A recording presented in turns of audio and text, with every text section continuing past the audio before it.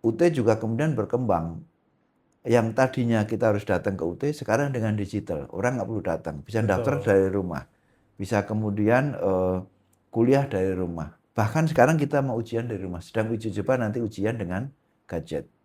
Kalau itu Wow. terjadi kan nggak perlu di ruangan. It's not about knowledge, it's about habituation, pembiasaan dalam dunia yang baru. Gitu. Kebiasaan dalam dunia yang baru. Ya, Gitu ya. dunia apa? Dunia digital, dunia kolaborasi, Iya. dunia independen. Oke.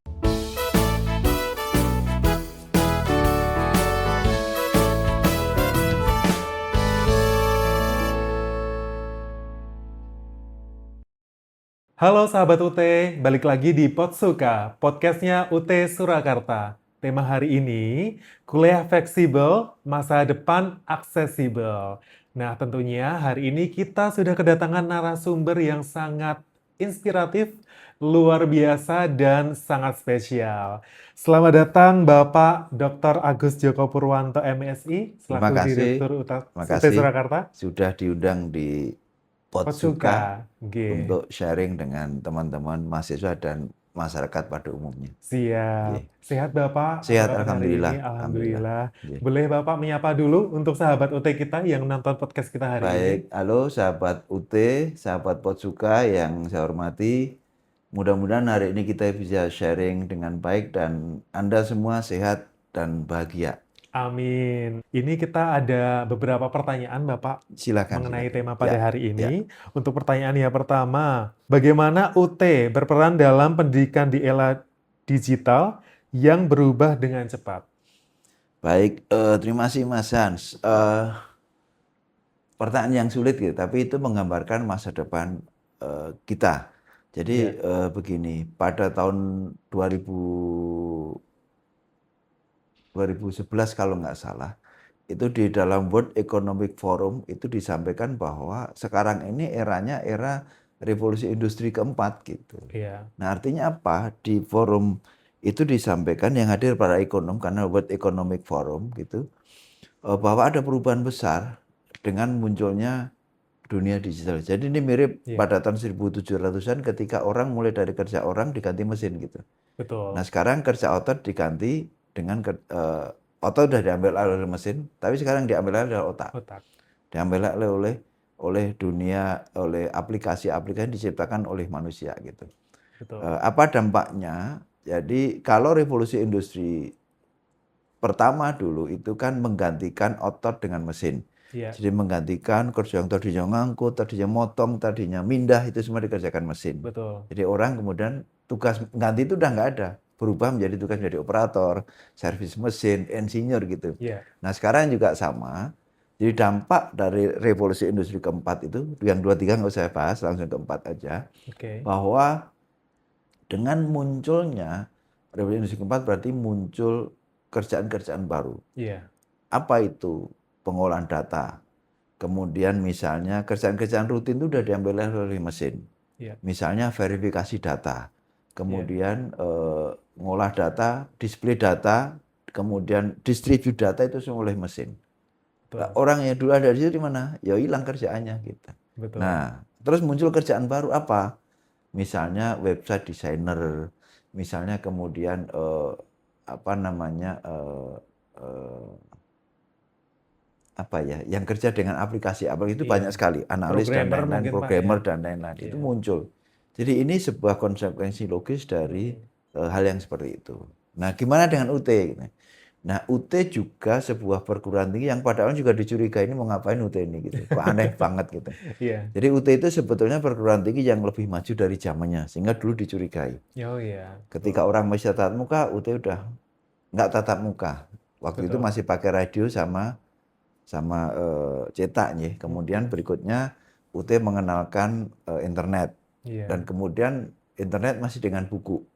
Kemudian sekarang pada masa sekarang UT sudah mulai masuk ke dalam dunia digital. Iya. Sudah pakai AI beberapa, saya juga kalau melakukan evaluasi, kemudian membaca artikel, membaca tesisnya mahasiswa, disertasi juga pakai AI. Iya. AI akan menganalisis dengan sangat detail. Nah dulu nggak ada tuh. Yang biasanya saya baca 2 jam, sekarang dalam 10 menit sudah bisa. Iya. Lebih efektif ya Pak ya Sangat sekarang ya. sangat efektif dan lebih detail dan lebih levelnya itu level internasional karena dia Iya. menggunakan sumber daya nasional. Hmm. Nah, ini yang menjadi dasar dari kita. Kemudian UT juga kemudian berkembang. Yang tadinya kita harus datang ke UT, sekarang dengan digital, orang nggak perlu datang, bisa daftar Betul. dari rumah, bisa kemudian kuliah dari rumah. Bahkan sekarang kita mau ujian dari rumah, sedang uji coba nanti ujian dengan gadget. Kalau itu Wow. terjadi kan nggak perlu di ruangan. Betul, Nah di betul. situ. Nah ini sebuah revolusi yang tentunya UT harus menjamin kualitas dari perubahan-perubahan itu. Iya. Jadi ini akan menimbulkan banyak hal, banyak kerjaan. Tadi yang ngawas ujian, sekarang yang ngawas mesin gitu. Mesin sekarang ya Pak ya? Ya, Oke. jadi bahkan saya pun beberapa kali mencoba bikin soal itu dengan AI, bagus banget. Tapi memang kita harus masukkan datanya, kita ngerti teknik-teknik bikin soal, ngerti metode dan Iya. lain, kita masukkan, AI akan mengikuti perintah kita. Jadi yang merintah Oke. yang penting sekarang harus pinter Betul. gitu. Iya. Nah ini makanya kalau di satu aplikasi itu kan ada namanya co-pilot gitu kan. Mm-mm, Nah mm-mm. pilotnya itu kita. Iya. Dia hanya membantu saja. Jadi ini penting dan perubahan UT ke situ kemudian munculnya kerjaan baru. Nah dari sini UT juga mengeducate people, mengedukasi masyarakat tentang dunia digital. Yang tadinya ngerti jadi ngerti. Betul. Saya pernah punya cerita waktu itu, saya punya kelas di Pangkal Pinang tahun 2003. 2003. Seorang camat, saya dengar terakhir udah jadi asisten daerah, keren kan. Wah, keren ya Pak ya? Mahasiswa saya UT di sana, itu dari yang nggak ngerti komputer aja lihat jarang Pak. Mm-mm. Saya ikut UT jadi paling pintar komputer. Iya. Karena dia kemudian menggunakan untuk tutorial. Nah Betul. ini juga sebuah lompatan yang diberikan UT kepada masyarakat. Mengeducate people Iya. untuk ngerti UT. Di samping dosen-dosen juga kita latih di situ. Nah kaitannya dengan ke depan apa? Nah yang UT lakukan itu otomatis mahasiswa akan berlatih tiap saat. Iya. Dan dunia juga melakukan hal yang sama seperti itu. Sekarang hampir semua orang pengisian data, kemudian tes itu semua udah online. Iya, Nggak ada betul. orang datang nyerahin cetak lagi udah nggak ada. Iya. Nah UT sudah melatih dia selama 4 tahun. Artinya apa? Dia akan keren di situ. Dia akan disiplin, dia akan kemudian taat kepada prosedur untuk aplikasi, dia Betul. akan mudah membaca data, dia akan ngerti cara mengoperasi dan lain-lain. Iya. Di keterampilan-keterampilan itu yang kemudian memberikan mahasiswa itu menjadi pinter. Dan itu apa? Nah itu juga sebuah jawaban dari tujuan UT. Pertama, menghasilkan mahasiswa yang berkarakter. Berkarakter artinya dia berintegritas, kemudian karakter dia mengerti dalam dunia digital karena sudah dilatih terus-menerus. Dan dia mandiri karena dia belajar mandiri sesuai dengan falsafahnya UT sebagai perguruan tinggi jarak jauh. Betul. Gitu. Jadi ini bagaimana UT melatih mahasiswa untuk menghasilkan orang-orang sesuai dengan kebutuhan ke depan. Jadi dibentuk kultur, mungkin teori konsepnya sama, tapi kultur belajarnya, kultur bekerja, kemudian kultur dunia digital yang berbeda. Iya. UT membentuk itu selama 4 tahun. Wow, Seperti itu. luar biasa sekali ya Pak Ya, ya. ya. Baik. Kemudian untuk pertanyaan selanjutnya, Bapak ya. Bagaimana fleksibilitas yang merupakan ciri khas dari universitas terbuka dapat menjamin kualitas kelulusan dari universitas terbuka sendiri, yaitu Oke. mahasiswanya? Di dalam, saya kembali ke PP ya, PP 39 tahun 2022 tentang UTBTNB itu, Oke. tujuan UT adalah, saya ulang lagi, menghasilkan lulusan yang berkarakter, Betul. berkompetensi dan berdasar yang global. Nah di situ artinya bahwa untuk menghasilkan itu dicapai dengan PJJ. Nah PJJ kan menjanjikan fleksibilitas. Iya. Openness itu adalah fleksibel dalam usia, kapanpun dia boleh kuliah, usia berapapun. Betul. Asal pegang ijazah SLTA. Yang kedua, dia boleh belajar dimanapun. Iya. Dia bisa belajar kapanpun. Iya. Dia bisa belajar dengan siapa saja. Ya, jadi dan dia bisa ngambil itu berapa aja dia sanggup gitu. Dia mau lulus kapan terserah mereka. Jadi ini Betul. adalah fleksibilitas. Dan dunia sekarang adalah dunia yang decentralized. Jadi mahasiswa UT sejak awal sudah dilatih untuk mengambil keputusan sesuai dengan kompetensi dia, sesuai dengan uang dia, sesuai dengan ketersediaan waktu dia. Iya. Dan ini keterampilan yang tidak mudah. Gitu. Nah dunia ke depan juga dunia seperti itu. Misalnya saya mau naik apa, tinggal milih tek tek tek. Iya. Saya mau beli apa, tek tek tek tek gitu. Nah di pekerjaan dia begitu. Anda nanti mau kerja sendiri, dari rumah ya, dari programmer kan kerja dari kamar Iya, atau mau kerja ikut orang atau bikin platform UMKM dan lain-lain. betul. Di ke depan itu pekerjaan-pekerjaan itu lebih banyak pekerjaan yang orang itu bisa berinisiatif sendiri. Betul. Kemudian dia bergabung dalam jaringan. Misalnya UMKM, saya gabung deh dalam jaringan ini, masuk platform. Jadi platform itu telah merevolusi cara kerja sekarang ini. Jadi, Iya, saya nggak bawa bukunya. Saya punya buku Digital Platform Revolutions. digital platform Revolution. revolutions. Jadi Iya. revolusi digital melalui platform. Oh gitu. Misalnya, Iya. sekarang satu contoh misalnya perusahaan mobil, perusahaan angkutan itu emang punya mobil? Nggak Nggak punya. punya ya Pak ya? Tapi perusahaan terbesar.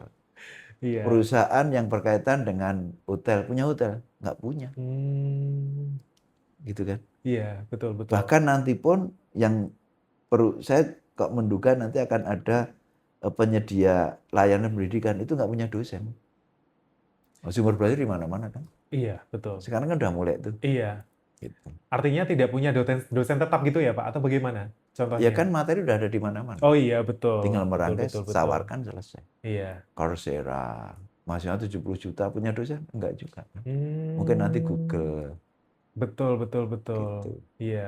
Jadi media digital itu sebagai dosennya gitu ya Pak ya? Sebagai Iya. gurunya. Kan Anda Gitu juga ya? banyak belajar dari YouTube. Betul. Gitu kan. Ada dosen? Iya. Enggak ada. Oh, Yang bikin oke. materi dosen? Bukan kan. Betul, betul, betul. Konten kreator itu kan kalau dia benar kan jadi dosen juga, tapi nggak harus dosen kan. Iya, Dia betul. ngajar juga tapi nggak harus dosen. Gitu. Ya, ini Betul. dunia ke depan. Oke. Nah, jadi mahasiswa UT dari awal juga sudah diajarkan seperti itu. Dengan Hmm. diskusi, dengan tugas, dengan belajar berkelompok, kolaborasi. Kemudian dia upload, dia macam-macam ekspresi dirinya itu dalam rangka itu. Iya, Jadi betul. it's not about knowledge, Mm-mm. it's about habituation, pembiasaan dalam dunia yang baru. Gitu. Kebiasaan dalam dunia yang baru. Ya, gitu dunia ya, Pak. apa? Dunia digital, dunia kolaborasi, Iya. dunia independen. Oke. Maka mahasiswa itu saya udah diajari independen. Nah, gitu. Hmm. Ya kan, belajar sendiri macam-macam. Betul, Nah, sekarang betul. kalau kerja kantoran, udah nggak musim, tanya anak-anak muda. Udah nggak musim kan? Iya, udah nggak musim. Kerja senangnya kontrak pindah-pindah Iya. gitu, seperti itu. Betul, Jadi UT kan seperti itu juga. betul. Jadi dia memiliki apa namanya ya, kemandirian, dia memiliki kemerdekaan, freedom untuk memilih, Iya, untuk menentukan kapan lulusnya, belajar cara apa, temannya siapa, itu UT. betul. Saya lagi pengen hangout lah, nggak mau belajar ya boleh, gitu kan. Boleh.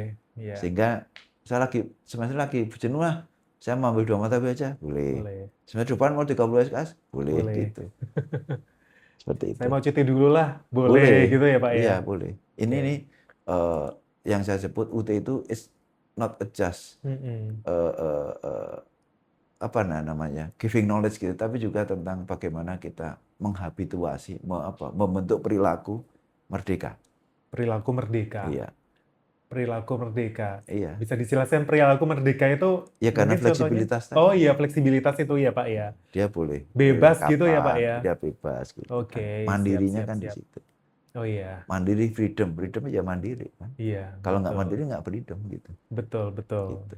Jadi memang di UT ini tidak hanya sekedar omon-omon untuk fleksibilitas ya, Pak Enggak, ya. dipraktekkan. Dipraktekkan Iya. juga ya, Pak. Jadi tanpa sadar dia itu sudah berpraktek Betul. kemandirian, berpraktek menjadi freedom, berpraktek mengambil keputusan, berpraktek Betul. menanggung risiko dari keputusan dia gitu Iya. kan.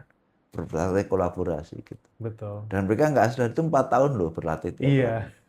Kalau lulusnya 4 tahun, kalau lulusnya lama 6 tahun, 7 tahun, berarti kan dia 7 tahun melakukan Iya. seperti itu. Betul. Itu akan keren.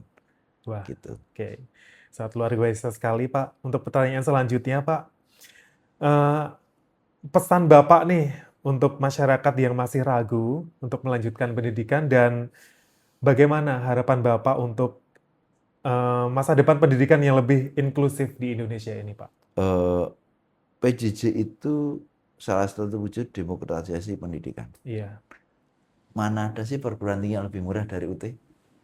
Saya rasa belum ada ya, Belum Pak ada ya? kan? Iya. Anda punya 200.000, 300.000 bisa kuliah. Iya, betul. Nggak ada UKT. Iya, Kemudian UT bisa dijangkau oleh siapapun dari manapun. betul. Sepanjang ada jaringan. Kalau nggak ada pun bisa dengan media cetak. Iya, Mana sih? Jadi kalau kita ke pelosok, ya mereka tuh UT gitu. betul.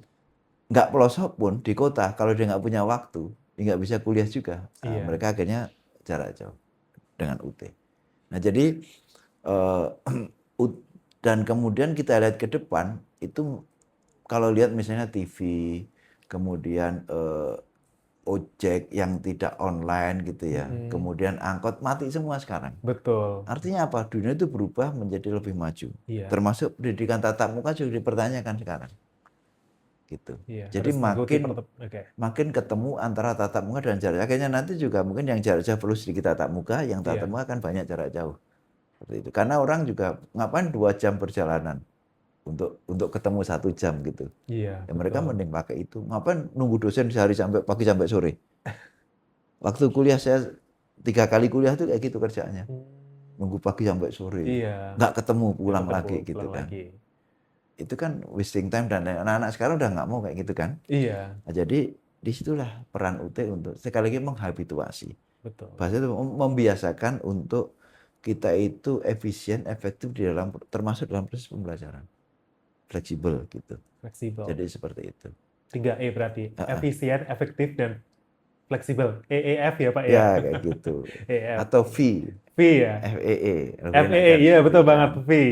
Fleksibel, efektivitas, dan Efektif, efisien. efektif dan Ya, efisien. kayak gitu. Betul. Jadi itulah sumbangan UT di dalam kita semua dan sekarang kan juga kita tahu mereka semua banyak mengikuti polanya UT dalam proses pembelajaran dan pelatihan.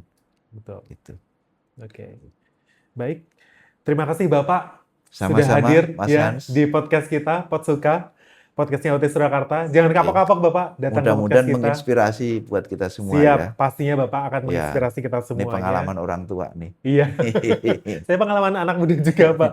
Sangat luar biasa sekali Bapak hadir di Oke. tengah-tengah kita pada hari Terima kasih, ini. Iya makasih. Pak ya. Mungkin kita nanti ke depannya akan lebih banyak lagi Pak Mangga, berbincang-bincang ya mangga, dengan senang dengan hati. Bapak Direktur Ya, kita, Bapak Dr. Agus Joko Purwanto MSI, Direktur UT Surakarta. oke. Gitu. Terima kasih. Dan buat teman-teman, terima kasih yang sudah menonton podcast kita hari ini. Jangan lupa komen-komen kita mau bahas apa lagi ya di next episode. Dan jangan lupa dukung kita terus. Gimana sih caranya? Gampang banget. Tinggal like, komen, dan subscribe. Thank you ya teman-teman yang udah nonton. See you. Sampai jumpa. Bye.